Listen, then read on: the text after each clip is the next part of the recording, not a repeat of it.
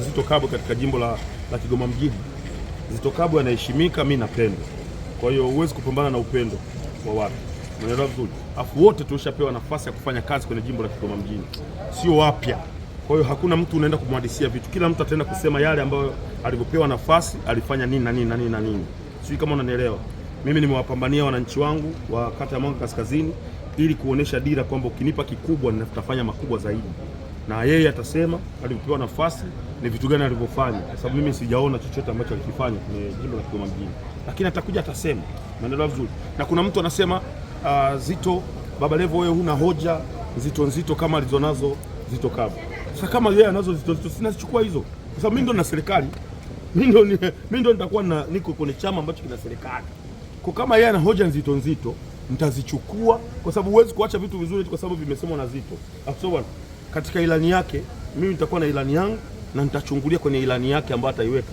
Kama kuna kitu kizuri mle, nitakichukua nikilete huku ili niweze kukifanyia kazi. Kwa sababu yeye atakuwa anawaza tu, anaongea, lakini je, uko connected na serikali? Mimi niko connected na serikali, chama changu ndio chenye serikali.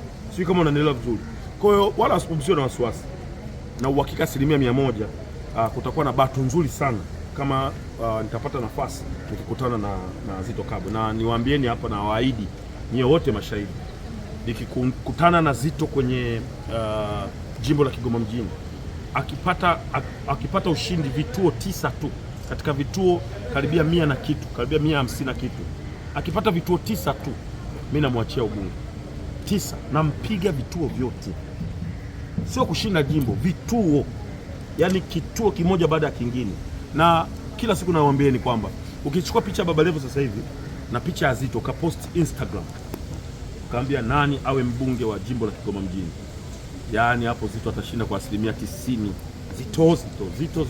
Sasa tutoke huko kwenye Insta, twende field sasa Kigoma, utusimamishe. Yani akitaka uchaguzi wa uhuru na haki, tuwaite watu wote, alafu tuseme wanaompenda Baba Levo wasimame, alafu wakae, alafu yeye wakwake pia wasimame, wanampenda Zitto wasimame, hawatazidi 19. Kwa nini Insta watasema Zitto Kabwe?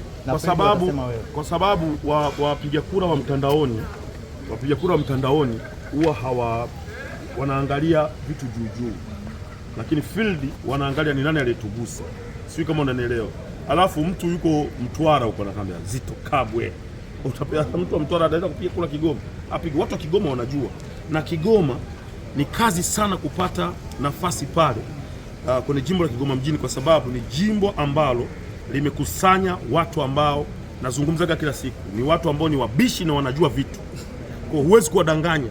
Wewe tukio kwa Dar es Salaam mnasema watu wa Kigoma wabishi sana. Sasa fikiria pale wale mnasemanga ni wabishi, tukio kwenye mikoa yenu wako 200,000 pale Kigoma, wamejikusanya wote.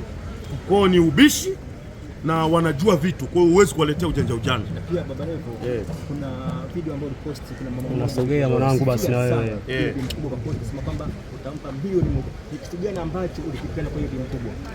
Yule mama ambaye alikuwa anapiga kelele anataka Baba Levo aweze kwenda kugombea Kigoma mjini ili aweze kuwasaidia, kwa sababu nilikuwa nimewatengenezea miundombinu mizuri, na kwa bahati mbaya mtu alinipokea kijiti kuwatendea haki. Kwa yule mama ule uchungu alionao, nikasema nitampa milioni 1 ili kupunguza uchungu alionao. So nitaenda Kigoma, nikitoka Uingereza naenda Marekani, kutoka Marekani naenda Kigoma, na tutakuwa wote na kosta letu kubwa la mama ana deni pale kwa ajili ya kuhakikisha tunachukua fomu kama chama changu kitanipa fursa kufanya. Okay, unaenda Uingereza kwenye show ya Diamond Platinum na umesema utaposti hatua moja. Yeah. Tunafahamu kuna kampeni ya no reform no election. Mange Kimambi alimuona. Unajua anaangalia kutafuta picha nzuri taji kuposti kitakachokuwa kinaendelea. Sasa wewe unaenda kuposti hatua moja baada ya nyingine. Unajua nikisogea huko unanipata. Mange Kimambi ndo mtu mwepesi kuliko mtu yoyote. Mange Kimambi anapenda sana kuwanyanyasa watu ambao hawana ustahimilivu. Mange Kimambi ana vitu 4 tu ambavyo wewe ukiwa na vita naye unajua atavitumia. Cha kwanza atatoa siri zako kama una michepuko na nini, ili kugombanisha wewe na mke wako. Sawa? Cha pili, kama ni mwanaume atakutangaza wewe ni shoga. Atakutapakazia hivyo wewe ni shoga. Hiyo ndio silaha yake ya pili. Silaha ya tatu, atatoa siri zake hapa Tanzania. Unajua watu wengi tunatishana sana, London sio vitu gani, nauli ni bei rahisi tu, au sio bwana? Kwa mtu ambaye unataka kweli kusafiri, ukijipanga vizuri, milioni 3,900,000 huwezi kukosa. Go and return. Milioni 3,900,000 ni pesa ambayo ukijipanga vizuri unaweza kupata. Kwa hiyo naenda kule nikiona biashara yoyote ambayo Mtanzania anaweza kufanya London, na kuna Watanzania kule walikuwa hawatuambii, mimi nitawaambieni kwamba hii biashara ukileta hapa viazi vinauza, ukileta sukari unauza, ukileta nini unauza. Ndio vitu ambavyo naenda kuangalia, lakini pia tafocus zaidi na biashara ambazo zinatoka Kigoma. Kwa mfano mafuta, mawese, samaki kama mgebuka, dagaa. Kwa hiyo sisi tunaziwa pale Kigoma, kuangalia namna ambavyo zinaweza kupenetrate kule, au mtu akiwepo Uingereza anaweza kuleta biashara gani Kigoma, kama ni nyavu au ni maboti ya kisasa kwa ajili ya uvuvi au vile vizimba. Kwa hiyo naenda kutembelea kuona namna bora ya kuweza kuunganisha kati ya Kigoma mjini pamoja na London, Manchester na Liverpool. Kwenye kampeni zako unasema kwamba ni mojawapo ya dhumuni kubwa kwa wakazi wa Kigoma kupitia hiyo biashara. Na kwa sababu bado hatujapata chama kijatoa fursa ya watu kuweza kufanya kampeni, kwa hiyo hatuwezi kuanza kufanya kampeni this time around.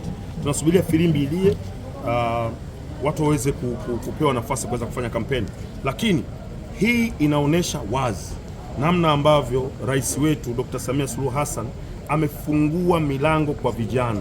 Kijana yoyote anayejituma this time around ana nafasi ya kupata pesa, ana nafasi ya kutengeneza maisha katika uongozi wa Dr. Samia Suluhu Hassan.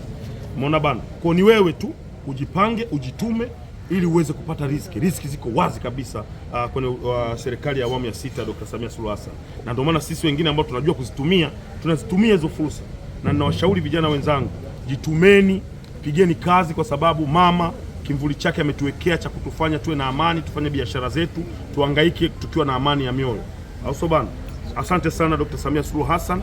Asante sana viongozi wangu wa chama mkoa CCM, kwa sababu wamenipa fursa ya kujiunga na chama chao, na naona raha zilizopo ndani ya Chama cha Mapinduzi CCM. Piga ngoma wewe.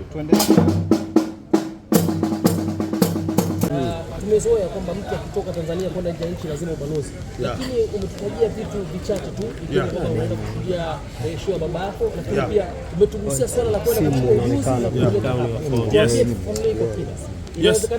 inawezekana vipi?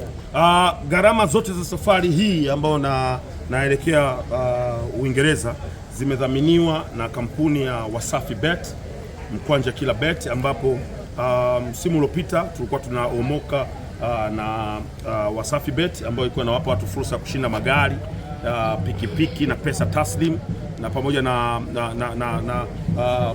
kuwafanya watu wapate odds kubwa ndani ya Wasafi Bet. This time around mimi ndo balozi wao ambao wamenichagua na wameniteua niweze kwenda kutembelea majiji yote yaliyopo pale Uingereza, tukianzia na London.